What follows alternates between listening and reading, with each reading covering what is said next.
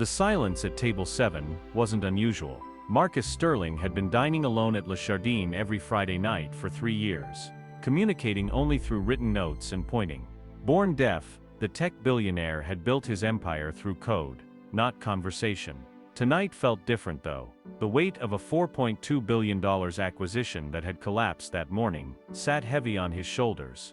What Marcus didn't expect was the young black server who approached his table and began signing with fluid, perfect ASL. "Good evening, Mr. Sterling. My name is Zara, and I'll be taking care of you tonight." Marcus nearly dropped his wine glass. In 15 years of dining at Manhattan's most exclusive restaurants, no server had ever signed to him. Most barely made eye contact, treating him like an inconvenience rather than a customer. But Zara wasn't just signing, she was signing with the nuanced grammar and facial expressions of someone truly fluent. What Marcus didn't know was that Zara Washington wasn't just any server. She was a recent MIT graduate with dual degrees in computer science and linguistics, working undercover for the Federal Trade Commission. For 6 months, she had been documenting his company's illegal monopolization practices through conversations he thought no one else could understand. The deal that had collapsed that morning, it fell apart because the FTC had evidence of Sterling Tech's systematic destruction of competitor companies through predatory pricing and corporate espionage. Evidence gathered by someone who could read lips, understand sign language, and translate the private conversations Marcus had been having in ASL with his executives. If you believe that connection transcends communication barriers, you need to hear what happens next. Because this deaf billionaire is about to learn that the most dangerous conversations are often the ones you think no one else can understand. Marcus Sterling existed in a world of controlled silence. At 41, he had learned to navigate a hearing world through technology, determination, and an empire that spoke for itself. Sterling Tech dominated 3 sectors: social media algorithms, data analytics, and communication software. His personal net worth exceeded $8 billion, but wealth couldn't buy him the one thing he craved most: genuine human connection. Le Jardin was his refuge. The Michelin-starred restaurant in Manhattan's Upper East Side provided the kind of predictable service that didn't require complex communication. Marcus knew the menu by heart, the staff knew his preferences, and Friday nights belonged to him and his thoughts. Tonight was different. The Quantum Dynamics acquisition, a deal that would have given Sterling Tech a monopoly on quantum computing research, had been blocked by federal regulators that morning. Marcus had spent 3 years and $400 million positioning for this acquisition, only to watch it crumble under mysterious federal intervention. Zara Washington moved through the dining room with the quiet confidence of someone who understood that observation was often more valuable than conversation. At 26, she possessed an unusual combination of skills: fluent ASL learned from her deaf younger brother, computer science expertise from MIT, and investigative training from her current employer, the Federal Trade Commission's Antitrust Division. For 6 months, Zara had been working undercover at Le Jardin, documenting Sterling Tech's illegal business practices. The restaurant was where Marcus conducted his most sensitive meetings, believing that his use of ASL provided perfect privacy. He was wrong. Zara approached table 7 with practiced ease, but tonight she made a decision that would change everything. Instead of the usual pen and paper routine, she raised her hands and began signing. "Good evening, Mr. Sterling. My name is Zara, and I'll be taking care of you tonight." Marcus's eyes widened with genuine surprise. His response came slowly, carefully. "You sign. I'm fluent," Zara replied, her hands moving with natural grace. "My brother is deaf. I learned as a child." For the first time in months, Marcus smiled. Not the practice smile he wore for board meetings and press conferences, but something genuine. "How long have you worked here?" "6 months," Zara signed.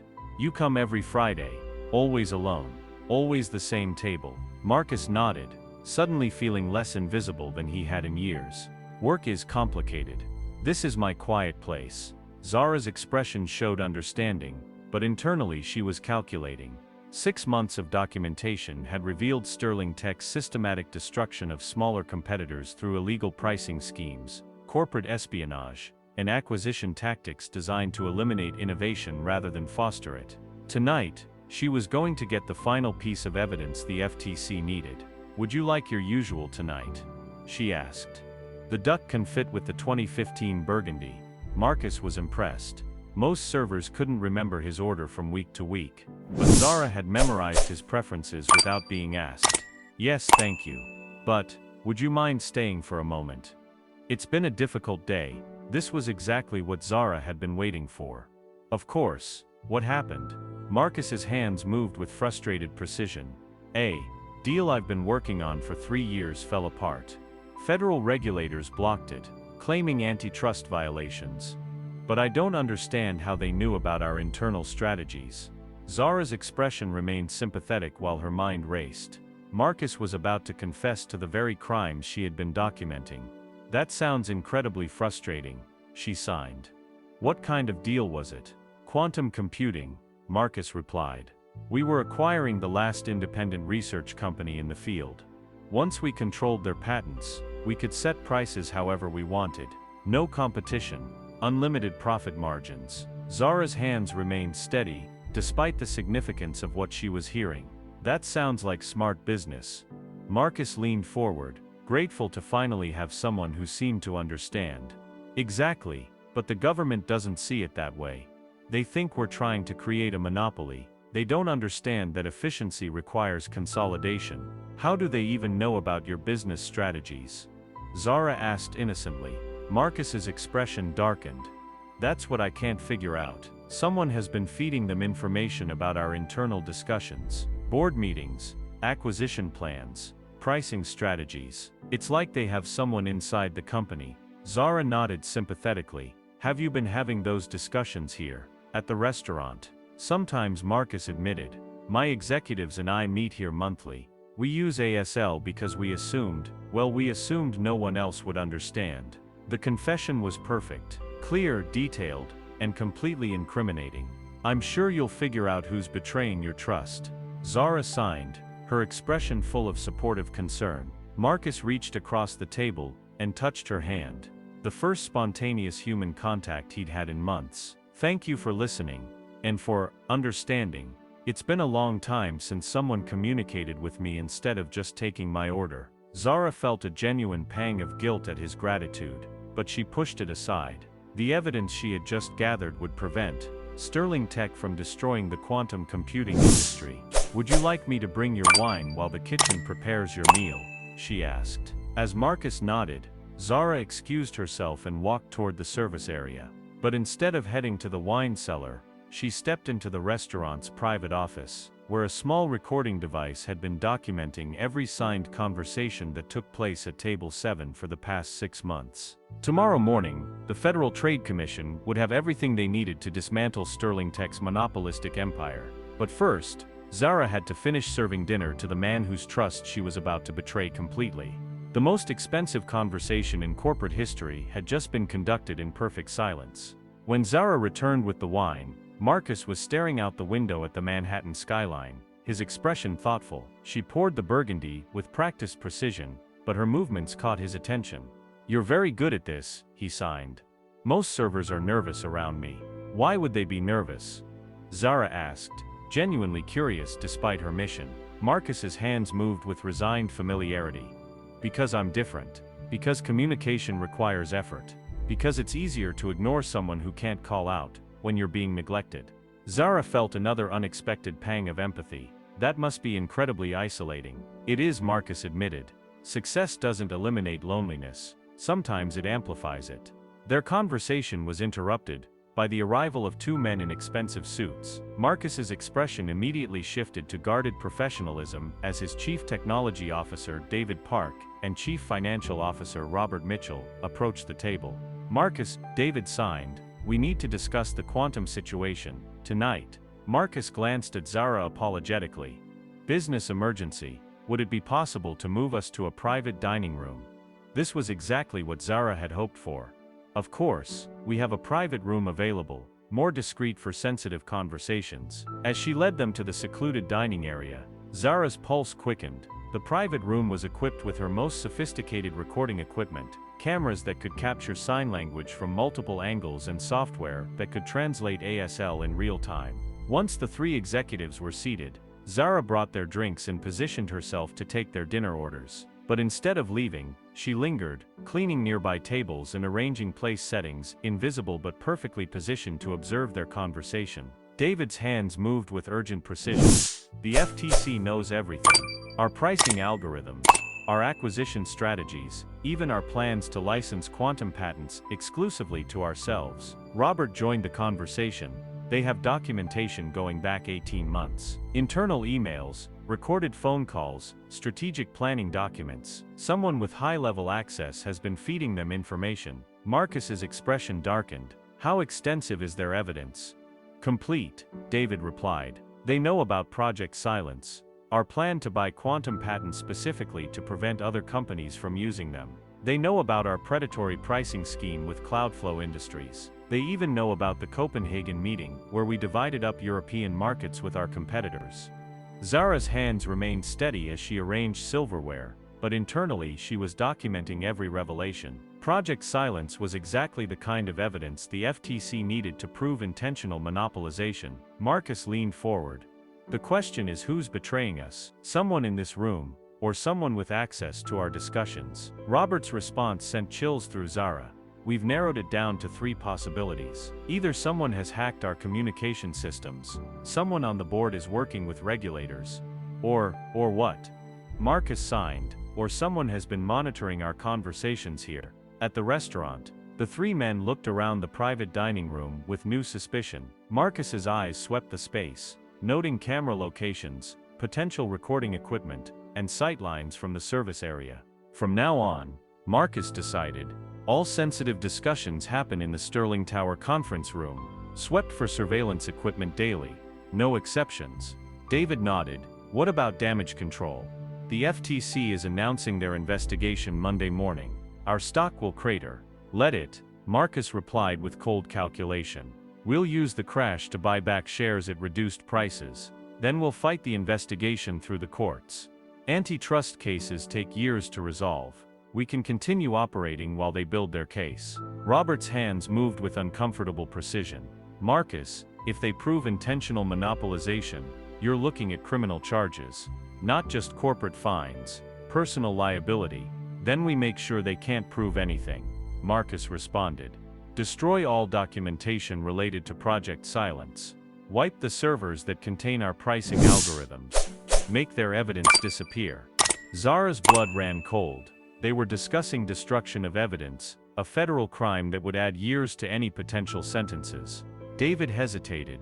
That's obstruction of justice. If they catch us destroying evidence, they won't catch us if we're smart about it. Marcus signed with deadly certainty. Electronic documents disappear all the time. Server crashes happen. Hard drives fail. The key is making it look accidental. As the 3 executives continued planning their cover-up, Zara quietly excused herself and slipped into the service corridor. Her recording equipment had captured everything, but she needed to ensure the evidence was immediately transmitted to FTC servers before Sterling Tech could begin their destruction campaign. Her phone buzzed with a secure message from her supervisors. Outstanding work. Arrest warrants being prepared for Monday morning. Maintain cover until then.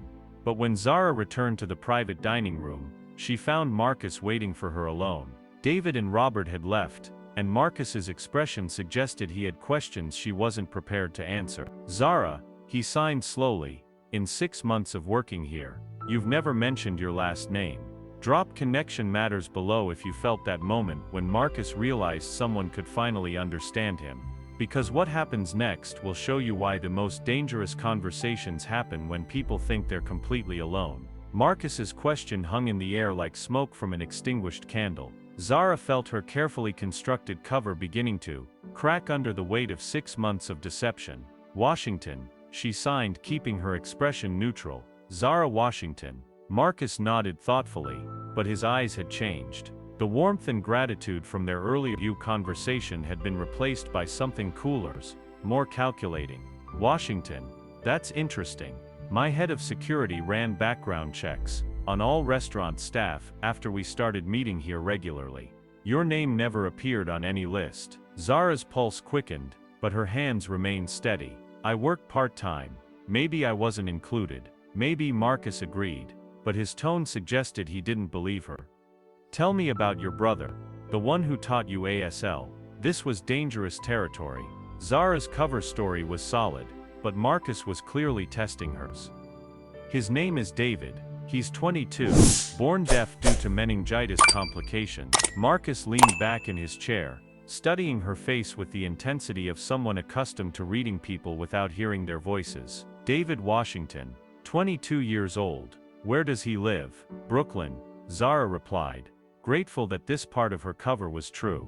The FTC had arranged for her actual deaf brother to relocate temporarily to support her story. What school did he attend? Brooklyn School for the Deaf through high school, then Gallaudet University. Marcus pulled out his phone and began typing rapidly. After several minutes, he looked up with an expression that made Zara's stomach drop. David Washington, 22, attended Brooklyn School for the Deaf and graduated from Gallaudet last year with a degree in education. Currently works as an ASL interpreter for the New York City court system. Zara nodded, relieved that her cover was holding. But here's what's interesting. Marcus continued, his signs becoming sharper, more aggressive. David Washington's sister is named Kenya, not Sarah, and Kenya Washington works as a kindergarten teacher in Queens, not as a server in Manhattan. The revelation hit Sarah like cold water. Her cover was blown. Marcus stood slowly, his full height and presence suddenly intimidating in the small private dining room. So I'll ask you again, who are you, and why have you been lying to me for 6 months? Zara's mind raced through possibilities. Continue the deception, create a new lie, or abandon the mission entirely. But Marcus's expression told her that none of those options would work. My name is Zara Thompson, she signed, switching to her real identity. David Washington is my cousin, not my brother. I learned ASL to communicate with him. Better, Marcus acknowledged. But that still doesn't explain why you're working here under a false name, or why you've been so interested in my business conversations. Before Zara could respond, Marcus pulled out a small electronic device and set it on the table. This is a digital recorder detector, very expensive, very accurate. It's been scanning this room since I sat down. The device emitted a steady beeping sound. According to this device, there are at least 3 active recording devices in this room right now. Recording devices that weren't here 6 months ago when I first started meeting here. Zara's throat felt tight, but she forced herself to remain calm. Mr. Sterling, I don't know what you're suggesting, but I'm not suggesting anything. Marcus interrupted, his signs sharp and angry. I'm stating facts. You've been working here under a false identity, for exactly the same period that the FTC has been gathering evidence against my company. You have the technical skills to understand our business discussions, and you've been recording everything we've said. He stepped closer to her, his presence suddenly menacing. The question is whether you're working for the government, for a competitor, or for yourself. Zara made a decision that would either save her mission, or destroy it completely. I'm working for the Federal Trade Commission's Antitrust Division. I'm a federal investigator. Marcus's expression didn't change, but something shifted behind his eyes. Show me your badge. Zara reached into her server's apron and pulled out her federal credentials. Marcus examined them carefully, then looked back at her with something between respect and fury. Agent Zara Thompson, 6 years with the FTC, specialized in corporate surveillance and antitrust violations. He handed back her badge. Well played, Agent Thompson. How much of our conversation tonight was recorded? All of it, Zara replied honestly, including your plans to destroy evidence. Marcus sat back down, his expression shifting from anger to something more dangerous, calculated acceptance. You know, Agent Thompson, I'm actually impressed. 6 months of perfect cover, flawless ASL, genuine empathy that almost made me forget you were probably recording every word. He poured himself more wine with steady hands. But you made one crucial mistake. Zara's stomach tightened. What mistake? Marcus smiled, but there was no warmth in it. You assumed that because I'm deaf, I'm naive about surveillance. You assumed that because I was lonely, I was stupid.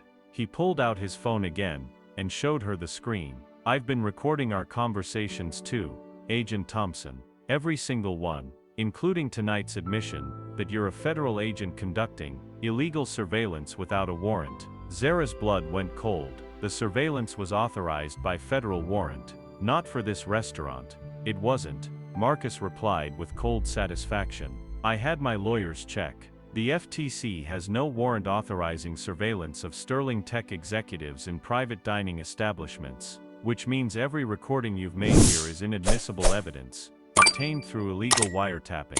The room seemed to spin around Zara. 6 months of work, dozens of incriminating conversations, evidence of massive corporate fraud, all of it potentially worthless, because of a jurisdictional technicality. But more importantly, Marcus continued, you've just confessed to conducting illegal surveillance against a private citizen. That's a federal crime. Agent Thompson, you're looking at prison time. Marcus stood and walked toward the door. Here's what's going to happen. You're going to destroy every recording you've made in this restaurant. You're going to disappear from my life completely. And you're going to forget everything you think you heard about Sterling Tech's business practices. He paused at the door. Because if you don't, I'll make sure you spend the next 5 years in federal prison for violation of my civil rights, illegal surveillance and entrapment. As Marcus left the private dining room, Zara sat alone with the wreckage of her investigation and the terrible realization that the most dangerous person in any conversation is the one who's been listening longer than you think. Comment below if you believe that trust is the most dangerous weapon when it's weaponized against you. Because this story is about to prove that sometimes the hunter becomes the hunted. Zara sat in the empty private dining room for what felt like hours, staring at the recording device that had captured 6 months of evidence. Evidence that might now be completely worthless. Her phone buzzed with increasingly urgent messages from FTC headquarters, but she couldn't bring herself to respond. At 11 p.m., her supervisor, Director Sarah Martinez, called directly. Thompson, where's your report? We need those recordings processed tonight for Monday's arrest warrants. Zara's voice came out strained. We have a problem, Director. A big one. What kind of problem? Sterling knows who I am. He knows about the surveillance, and he's claiming we don't have proper warrants for restaurant surveillance. The silence on the other end of the line was deafening. Thompson, please tell me you didn't blow 6 months of investigation by getting personally involved with the target. He figured it out on his own. He's been recording our conversations too, and he's threatening to file federal charges against me for illegal surveillance. Director Martinez's voice turned ice cold. Are you telling me that Marcus Sterling has recordings of you admitting to federal surveillance? Yes, ma'am. Thompson, do you understand what this means? If Sterling can prove our surveillance was unauthorized, every piece of evidence becomes inadmissible. The entire antitrust case collapses. 3 years of investigation down the drain. Zara felt sick. What about the warrant coverage? The warrants covered Sterling Tech corporate facilities and communication systems, not private restaurants. Sterling's lawyers are right. If he was having personal dinner conversations, those weren't covered under corporate surveillance authority. The full scope of the disaster was becoming clear. So everything I recorded here is inadmissible. Worse than inadmissible. If Sterling files a civil rights lawsuit, you're looking at federal charges for violation of privacy rights. And the Department of Justice will have to prosecute you too. Avoid appearing complicit in illegal surveillance. Zara's hands were shaking now. Director, what are my options? Right now, very limited. Sterling holds all the cards. He has evidence of federal misconduct, while our evidence against him is potentially inadmissible. The line went quiet, while Director Martinez calculated political and legal ramifications. Thompson, I need you to listen very carefully. This investigation is now classified as compromised. You are to destroy all recordings made in that restaurant immediately. Do not return to work until further notice, and do not, under any circumstances, attempt to contact Marcus Sterling again. But Director, he's planning to destroy evidence. Project Silence, the monopolization scheme. Without admissible evidence, we can't prove any of that. Sterling wins by default, and you face potential prosecution for civil rights violations. After Director Martinez hung up, Zara sat in her car outside Le Jardin, staring at the building where her career had just died. 6 months of careful work, hundreds of hours of surveillance, evidence of massive corporate fraud, all destroyed because she had gotten emotionally involved with her target. But as she sat there, replaying the evening's conversations, something bothered her. Marcus had been too prepared, too ready with legal counterarguments, almost as if he had known about her investigation longer than he'd let on. She pulled out her laptop and began reviewing the technical specifications of her recording equipment. If Marcus had discovered surveillance devices, He would have needed sophisticated detection equipment. The kind of equipment that would leave digital fingerprints if used regularly. After an hour of analysis, Zara found what she was looking for: electromagnetic interference patterns in her recordings that suggested the presence of active scanning equipment. Equipment that had been used not just tonight, but consistently over the past month. Marcus Sterling hadn't discovered her surveillance tonight. He had known about it for weeks, which meant his conversations about Project Silence, evidence destruction, and monopolization schemes hadn't been accidental admissions. They had been carefully crafted performances designed to entrap her. The deaf billionaire, who seemed lonely and isolated, was actually a master manipulator who had been running a counter-surveillance operation against the federal government. And Zara had walked directly into his trap. Her phone rang again. This time, the caller ID showed Marcus Sterling's personal number. Agent Thompson. His text message read, "I think it's time we had an honest conversation. Meet me at Sterling Tower tomorrow morning at 9 a.m. Come alone, and bring your badge. You're going to need it." Zara stared at the message, realizing that her investigation wasn't over. It was just beginning. But this time, she was no longer the hunter. She was the prey. Zara arrived at Sterling Tower the next morning, with her federal credentials, her recording equipment, and the growing certainty that she was walking into another trap.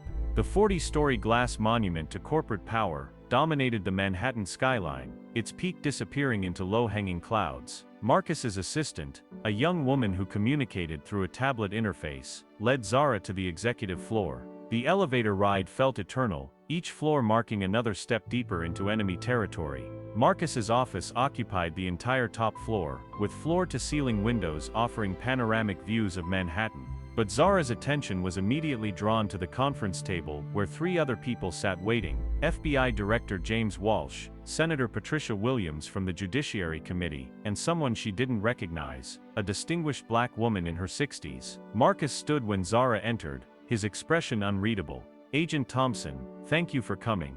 I'd like you to meet some people who have been very interested in your work." FBI Director Walsh spoke first. "Agent Thompson, I'm Director Walsh. This is Senator Williams, and this is Judge Dorothy Henderson from the Federal District Court." Zara's confusion must have been visible, because Marcus began signing as he spoke aloud. "Agent Thompson, for the past 6 months, you've been conducting surveillance on Sterling Tech, under the assumption that you were investigating corporate fraud." "That's correct," Zara replied cautiously. "What you didn't know," Marcus continued, "is that Sterling Tech has been cooperating with a joint FBI-FTC investigation into a much larger conspiracy. A conspiracy involving federal judges, senators, and corporate executives working together to manipulate antitrust enforcement." The room seemed to tilt around Zara. "I don't understand." Judge Henderson leaned forward. "Agent Thompson, 3 years ago we discovered that certain members of Congress were accepting payments to influence antitrust investigations. They would pressure the FTC to target specific companies while protecting others," Senator Williams added. "Marcus approached us 18 months ago with evidence that his competitors were paying for political protection.